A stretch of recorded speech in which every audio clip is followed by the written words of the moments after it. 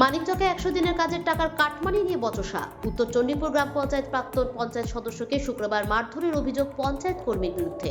অভিযোগ, উপভোক্তাদের অ্যাকাউন্টে ঢোকা 100 দিনের কাজের টাকার তোলা আদায় করে দিতে অস্বীকার করায় পঞ্চায়েত দপ্তরের ভেতর মারধর করেন পঞ্চায়েতে NREGS সেলের GRS বলে অভিযোগ। এই মর্মে শনিবার ভূতনি থানা, মানিকচক ব্লক প্রশাসন ও পঞ্চায়েত সমিতির কাছে লিখিত অভিযোগ দায়ের প্রাক্তন পঞ্চায়েত সদস্য। ঘটনা সম্পর্কে জানা গেছে, উত্তর চণ্ডীপুর গ্রাম পঞ্চায়েতের গিরিটোলা এলাকার প্রাক্তন পঞ্চায়েত সদস্য ভিকারি মণ্ডল। তিনি পঞ্চায়েত সদস্য থাকাকালীন এলাকায় 100 দিনের কাজ করেছিলেন। সেই কাজের টাকা ইতিমধ্যে উপভোক্তাদের কাছে ঢুকতেও শুরু করেছে। সেই টাকা ঢুকতে গ্রাম পঞ্চায়েতের সরকারি কর্মচারী রঞ্জন মণ্ডল তাকে এলাকার উপভোক্তাদের কাছে অবৈধভাবে সেই টাকার কাটমানি নেওয়ার জন্য জোর দেয়। সেই টাকা না দিলে তাকে দেখে নেওয়া হবে বলে হুমকিও দেয়।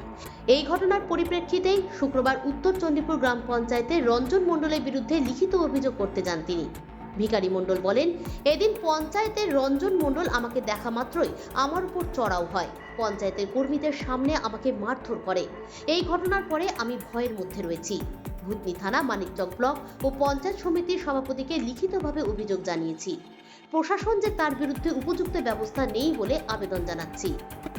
অভিযোগ 100 দিনের টাকা বিগত দিনে ডিমান্ড করেছিল, এগুলো টাকা ঢুকেছে। বাকি টাকা মমতা ব্যানার্জি গরিব মানুষকে দিল।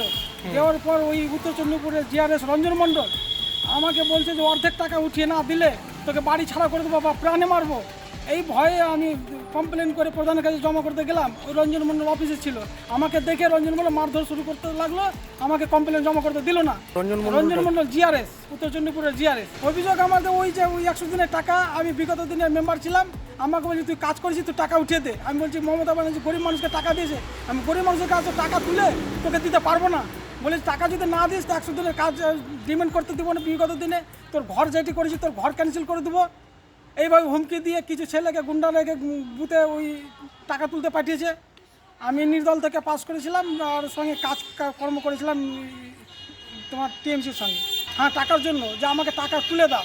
তো ওই তোকে 200 লেবার ডিমান্ড করে দিলে 100 লেবারের টাকা আমাকে তুলে দিতে হবে। সেই শর্তে আমি অস্বীকার করলে ওই পার্শ্বে প্রত্যেক গ্রামে 2-4টা করে গুন্ডা বাহিনী রেখেছে। তাদের দিয়ে মারধর, হুমকি। বাড়িতে মেয়ে ছেলেকে হুমকি দিয়েছে, যাকে তুলে দেবো তাকে মেরে দেবো, তাকে সতর্ক করে দে আমার বিরুদ্ধে কোথাও কিছু না বলে। আমি ব্লকে এসেছি BDO সাহেবের কাছে কমপ্লেন জমা করতে। যদিও এই ঘটনায় সম্পূর্ণ ভিত্তিহীন বলে দাবি করেছে সরকারি কর্মচারী রঞ্জন মণ্ডল। তিনি বলেন, ভিকারি মণ্ডল নিজে এলাকার উপভোক্তাদের কাছ থেকে টাকা তুলেছেন। এই ঘটনা তিনি জানতে পারায় তার নামে মিথ্যে অভিযোগ করা হচ্ছে।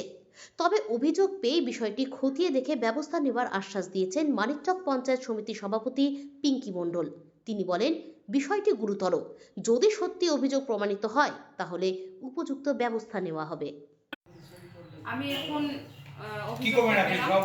বসেই আছেন আমার সামনে, অভিযোগ করেছেন ভাইজান নাকি টাকা চেয়েছেন বা GRS টাকা চেয়েছেন।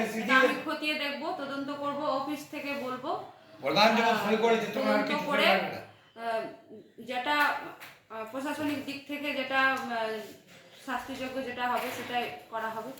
সেটা তো খতিয়ে না দেখলে আমি বলতে পারছি না। অভিযোগ দেখলেন যে অভিযোগ দেখলাম যে NRGS এর টাকা ঢুকেছে, সুপার ভাইজার নাকি এরকম টাকা চাইছে। কি ব্যাপার আছে আমি ওনারও দুই পক্ষের মুখে না শুনলে আমি কোনো ডিসিশনে আসতে পারছি না, সমাধানে আসতে পারছি না। তো অবশ্যই দেখবো জিনিসটা খতিয়ে, আর BDO সাহেবকে বলবো যাতে এটা তদন্ত করে। Bureau news Bangla Times.